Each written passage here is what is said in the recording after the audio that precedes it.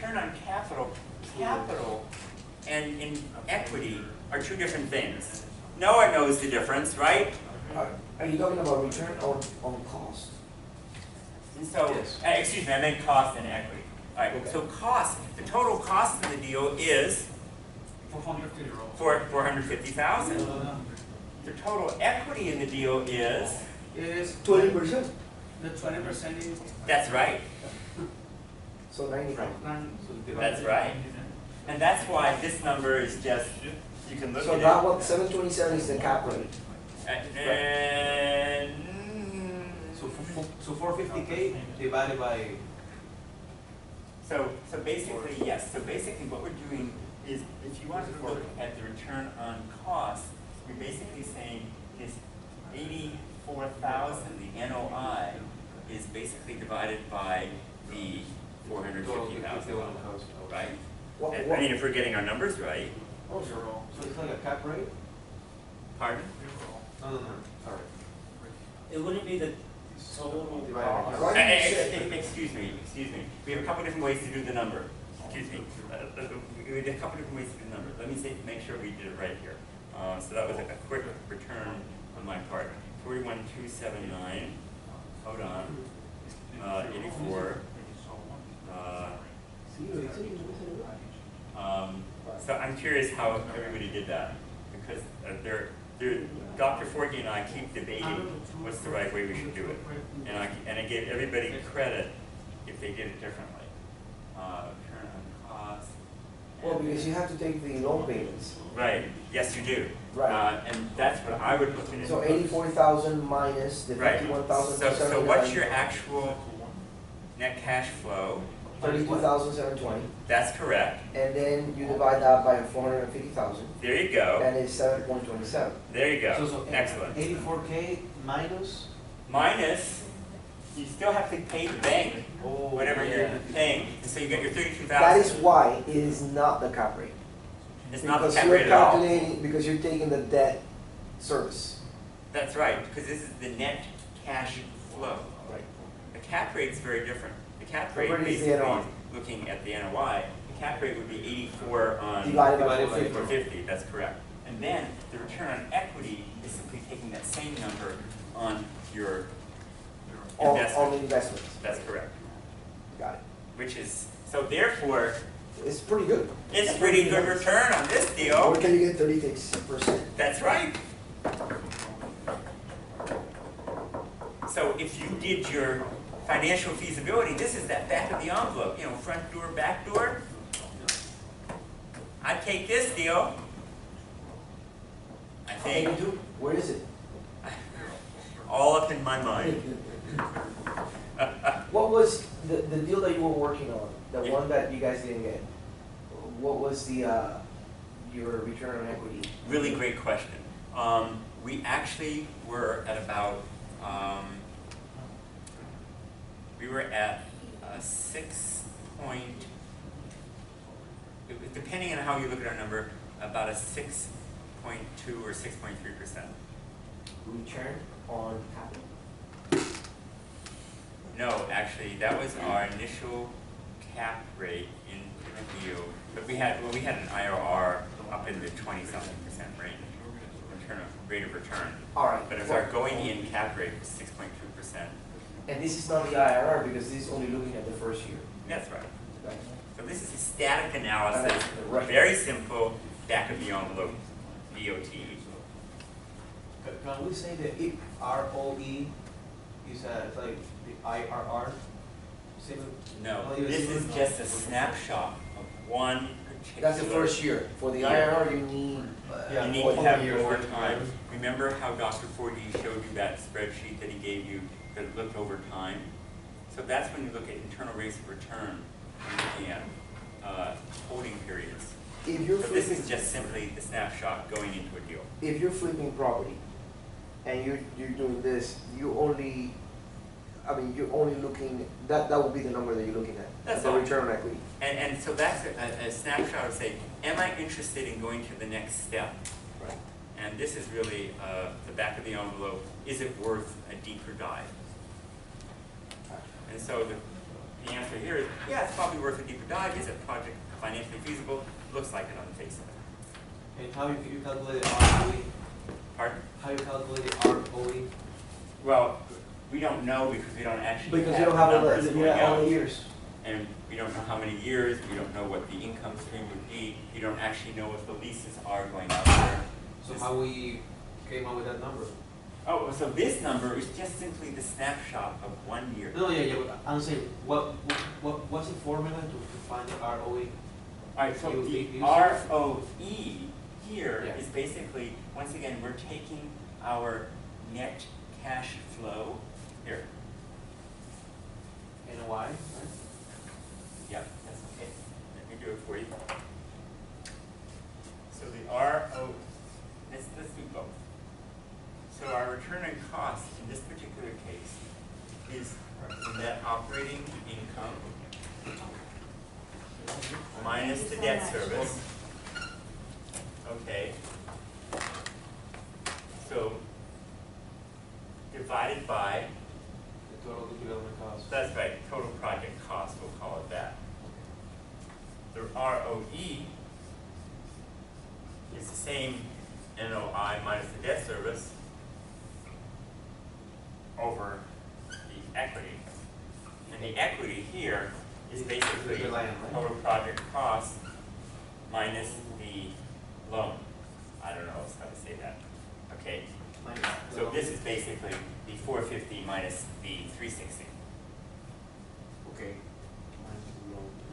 Thank you. Did he help you?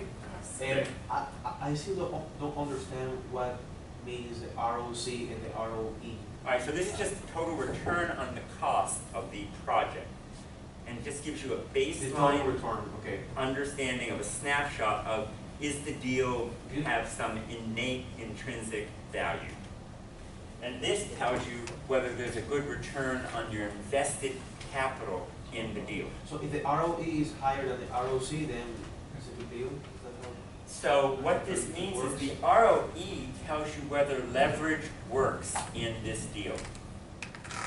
So generally, leverage is always a good thing. Or too much can be. If the cost of the debt is beneficial. Here, the cost of the debt seems to make the deal worthwhile. If the debt was very expensive, it would not it could lower the return. There's some cases where the debt is expensive and the return on equity might actually be equal to or less. But some people still take out the debt because they don't have the cash to make the investment. But they want to buy the deal because the long-term opportunity is beneficial. Okay. But we haven't gotten there yet. This is, once again, this is all about just simply seeing if on the initial sense of it, does this make sense? So this problem really is to demonstrate, could you read the problem and figure out the net operating income? And so I know you know how to read. You figured it out. It took a while, but you found that the first and the last numbers were the key to getting the NOI. And then the issue was here, on this second part, was what's the governing factor? Is it the debt service coverage or the loan to value? And then here it was a matter of figuring out, gee, what's your total capital and what's your equity in I that think total capital set? in like a more simplistic form, like I look at this kind of stuff and it's just a lot of words and stuff. Pull out the variables, which is what I tend to do is like I'll just like read through it and just like just pull out the numbers, pull out the facts. Like don't even worry about all the words. 10,000 square feet, that's got to mean something. So write down 10,000 and then figure out what that is, leasable square footage. Then take 350 and like write everything down so that you just got a bunch of numbers, 350, 500, and then you can start figuring out Right. based off this how to find the information. Because if you start looking at all those words and then you're trying to figure out PGI without having all these numbers written down, then you're like just kind of They might pull it have- all out and simplify the problem. They may Yes. have numbers in there that they don't, Yeah. that you don't need. You know, because they might have all, like the whole program, the whole problem, and then they're just asking you 2 or 3 things, and not all the information there is relevant to the 2 or 3 answers. And some But professors all the might do that numbers too. are important. Don't fool yourself. In this problem they are, but some professors may try to test you by giving you a bunch of numbers when the answer is, what's this? And you're like, once you take out all those numbers, you're like, why do I need all this other stuff? All I really need is this. It's like that problem where a professor said that you didn't need to know what the acreage was. How many feet? I was like, what? So, Show me. so I'm going to skip another set of slides. I am going to, at some point, I'm going to give you this, I will start off the next class with this Detroit case study, which shows you the entire process, which will lead you to this project that you will all be working on, and I'm sorry your fellow team member isn't here. And it's a Southwest Detroit case study that is valuable to look at. But we're going to go to the Southwest Commerce Center in a few minutes. But I want to show you something which I think is valuable and important in what we're doing. So this discussion, we'll get there. But so remember, in anything and everything that we're doing, what are you trying to accomplish in a deal? Don't forget it. That's what's important.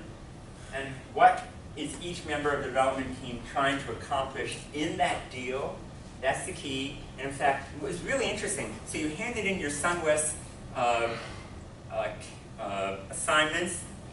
In fact, actually everybody did.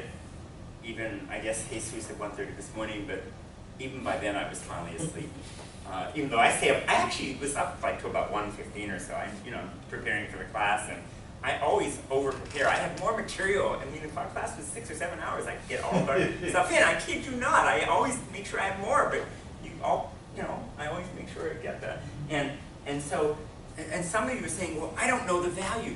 It's interesting. I'm not really asking you always to come up and tell me what the sale value is and what the numbers are. I am trying to force you to think through those kinds of items, just like you did with the Encore shops, and figure out. And that's why I wanted you to figure out. So when we go to see Craig Perry, I don't know if he'll be there, and Mike McGovern, you'll now be wondering and asking the questions about what's going on with this deal and the buildings that they took up. He's going to tell you the story of how they acquired it and why they're building the new buildings and how they took over the challenge problem. You already have a question for me? No, I just got a notification. Yes. That O'Bears in Fort Lauderdale just closed on a $132 million construction loan. Yes. However, they are at 90% sold in the North Tower. Yes. Which would make sense. Good for them. And 30% sold in the South Tower, But which kind of contradicts what is going on with H3 right. on the other end. So I think that, and then the article addressed it, that Fort Lauderdale had more of a name than Hollywood, Hallandale. Yeah, Hollywood and Hallandale have a real perception issue, number one. Number two, it's the depth of the market, and those lenders are probably skittish about the fact of who is the exit strategy, who are the people who will purchase those units, what if the original purchasers don't close, who is the person who's going to follow up and target for the resale of those units. That's all the underwriting issues that they can't figure out how to manage. I just thought it was interesting that they have no problem in Fort Lauderdale. Well, and once Fort again, Lauderdale's established location itself. is critical and all those kinds of things. So, all right, so who's on your development team is key, and then of course the steps and how you accomplish this is important. And so one thing that's interesting, and this is a chart, I think you saw this, if you read in your chapter, I just kind of encapsulated this book, about who does what. And it'd be interesting to figure out where did Perry Ventures fit within this chart. Are they the land speculator? Were they the buyer? Were they the pre-developer? It'd be interesting to figure out what was their role in this SunWest Commerce Center. And how did they capture value in this particular deal, right? And I mean, if you look at this, remember this is what Rick Pizer put in there, and figuring out, gee, what's their function? Did you think about that when you read this? Where do you think they fit? I thought about actually how they were structuring their business. Yes. Because I saw that Perry Ventures is actually Centerline, is the guy from Centerline. That's is, Craig Perry. Right, is Craig Perry. And Yep. if it was Perry Ventures originally, Right. then he separated Building D, and then Building D then was segregated into 4 sections of 15 or whatever LLC. Then there was the Sun West as two. The other ones had sold off the different ones all the way through to, I think it was like AAA. Well, I don't know, let's ask them, because, and so then what makes them? Are they the, you know, which one? Pre-developer? I mean, it's kind of interesting to figure out where they were and which function they're performing. I just want you to think through that, because each one of these functions then relates to, remember this chart that I showed you 2 sessions ago? Where do you fit within this spectrum? And every time you see one of those questions, that whether I ask on an exam or whether you are thinking about your role in this process, and when you're undertaking those market or marketability or feasibility studies, where do you think Perry Ventures fits within the deal? Well, Perry Ventures would have been the original packaging and entitling. Or packaging and planning, no, packaging and entitling, and then I think they branched it off to the other entities for the development, infrastructure, and disposition. Well, so I want you to think about it, because maybe there's kind of a hybrid here, or a mix. So you go back to this chart, and maybe they're doing some or both of these kinds of processes on it. And as a result, then they put in all these different players on the deal.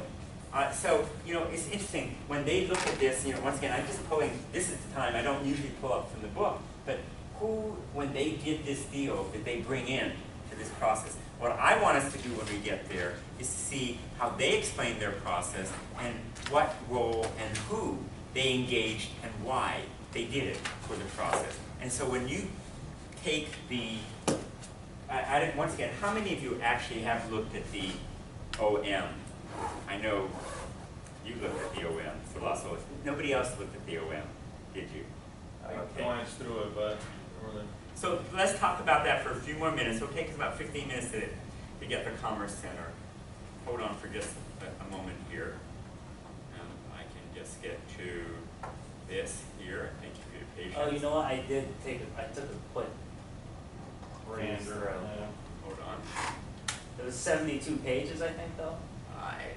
Yeah, that doesn't scare you, does it? Well, I was in the office.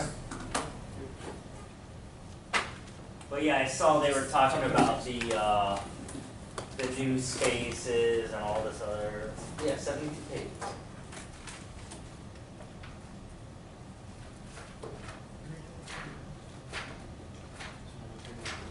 Right, and so, but this has all the info that one can start off with. This actually makes it a pretty straightforward deal, if you will.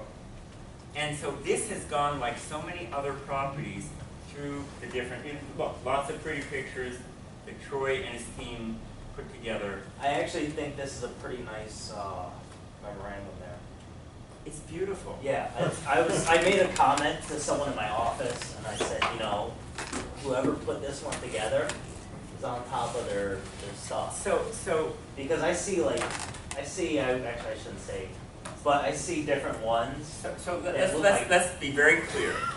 Bob Gibbon is the top of the game, and Troy, who is my direct contact, and I'll send you his email and everything. He's happy to talk to you on all this. They do superb work, and so they, remember I said a good broker is an oxymoron.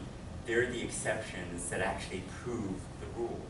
They know how to do it. I know you're smiling there, but they are the ones who understand the development business and the rule. And so I ask you to really read through. I mean, it's hard to read through the we see the table content, but they actually put together their own executive summary and all this other information. And your job is to parse through this information and then go back to CoStar and the other resources. And I've loaded up some resources. Some of them are dated, some of them are new, and I'll update some of that information for you and say, does this make sense? And make your adjustment. Do your back of the envelope, the SFFA, the front and the back door envelope, and come up with some value. And the benefit of what we're going to do in our last class is you'll make your presentation as your team and compare. And it's no different than coming in front of the client and saying, what makes sense? You'll each have as your team about, I don't know, 20 minutes, a half hour or something like that and everybody's got to participate and give a good, and this time it is PowerPoint presentation. You didn't like the little handout? It was fine for what it was. Okay. Because I took my time doing that. Yeah, no, it's fine. So, no, but what I'm trying to do is give you the opportunity to speak, present, and be concise about what it is that you do. Yeah, I did think that they did really, it was clear and it was concise when I breezed through it. Breeze, just like your exam. Yeah, but I didn't Sometimes need taking to time actually really look helps. in depth at this because I see so many crappy ones. Like the last one I got was 162 pages, and I scrolled through it real fast. It was not school related. It was on an apartment complex, and it was like it was put together for 162 elementary students. So this is really interesting. I encourage everybody, I get all these OMs, offering memorandums, from just about every major brokerage shop across the country. And of course, I check off on the list, I'm interested in the Florida ones. I actually say, put yourself on those lists and maybe not breeze through them, but look at them, read them, sign up, say yes for the confidentiality, say you're interested as either, if you're a broker, great, or as a principal, because you can really learn. When you download, when you go onto the Real Capital Markets list, you can read their information and you see how they put this together. And you look at data and you begin to see how information is not only assembled, but whether it's valid and whether it has some credibility. Where do you sign up for this? You basically, what you've got to do is go to the major websites for Cushman, Wakefield, ARA, Jones Lang LaSalle, and if you see a property, and then they'll give you a questionnaire, and you put in your credentials, and then they'll validate you, and hopefully you're valid enough, and you go from it. And my suggestion is, if you're not a broker, then you say you're a private investor, and that's valid too, and then they'll send you that information, and as a principal, and away you go. It's great to look at that. And then you get a real feel for what's going on in the marketplace. And you learn.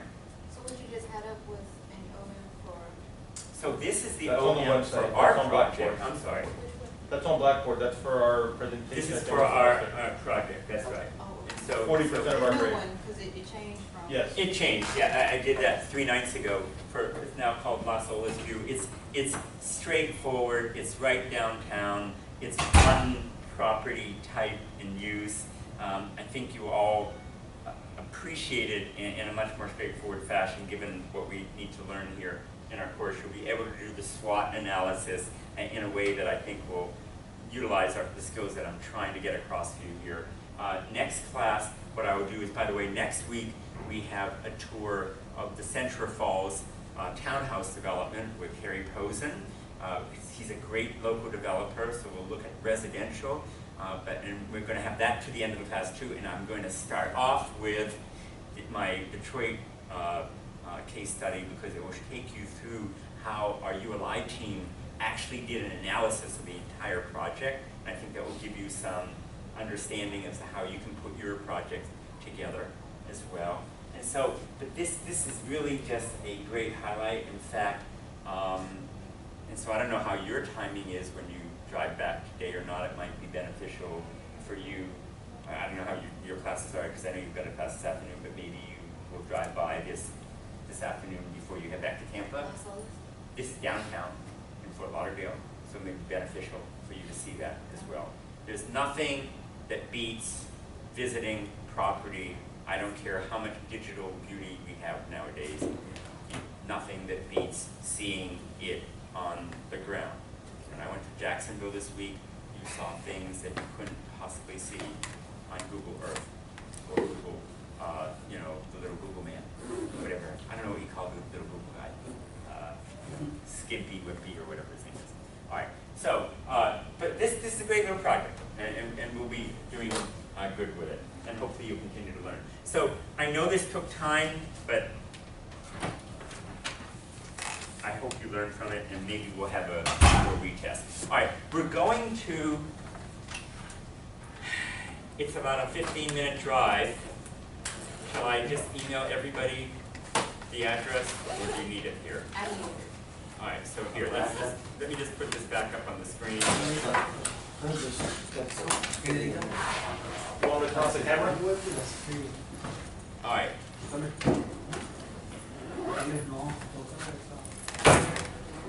What's your address? everybody, here, I'm just gonna Google this. It's 15491 Southwest 12th Street. We're right over here, and we're just gonna kind of scoot over here. All right, we're meeting in unit 103. Here, let me just email right now. Everybody, I think that will make it easier, okay? Southwest 12th Street, right? Yeah, okay.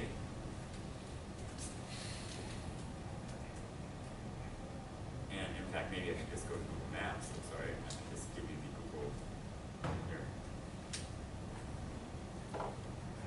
And, 15491.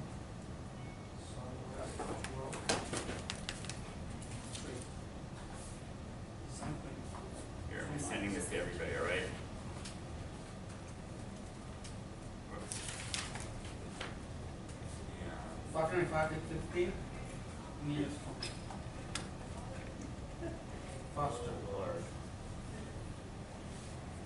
Whoops, I didn't do that right.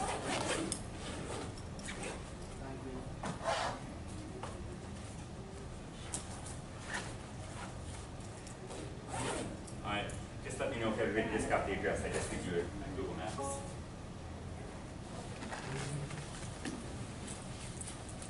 And it should be very